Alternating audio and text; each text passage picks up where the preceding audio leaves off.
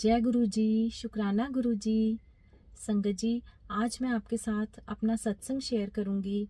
गुरु जी के साथ तो लाइफ डेली ही एक सत्संग है। बहुत सारे सत्संग हैं जो होते रहते हैं लाइफ में, पर जो याद रहते हैं वो बहुत कम होते हैं। जब सत्संग होता है तो हम ये सोचते हैं कि हाँ, मैं ये सत्संग संगत के साथ ज़रूर शेयर करूंगी।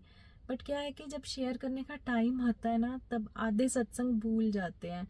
तो आप भूल जाते हैं, या फिर गुरुजी जो हमें शेयर करवाना चाहते हैं हम वही शेयर कर पाते हैं।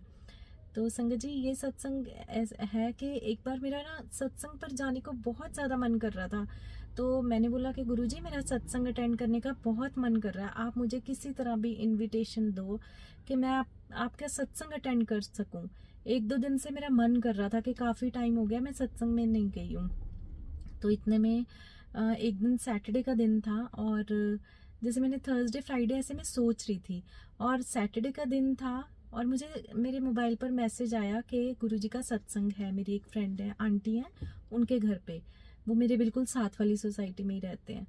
तो मैं बहुत खुश हुई कि चलो, मुझे सत्संग का इनविटेशन आ गया। सैटरडे था उस दिन। लेकिन एकदम से मुझे याद आया कि इनविटेशन तो आ गया, बट आज इवनिंग में 6 o'clock था, 6 to 8 सत्संग, और उस टाइम पे मेरे बेटे की क्लास थी।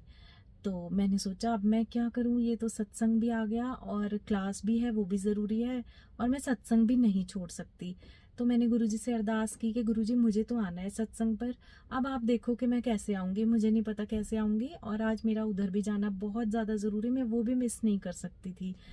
तो संगत जी, आप बिलीव नहीं करेंगे कि अभी मैं ये अरदास करके ही हटी थी, थोड़ी देर बाद, 10-15 मिनट बाद मेरे मोबाइल पर मैसेज आता है मेरे बेटे की, जहाँ जो क्लास थी वहाँ से, कि वो जो उसकी क्लास है वो अब नेक्स्ट वीक पर हो गई है।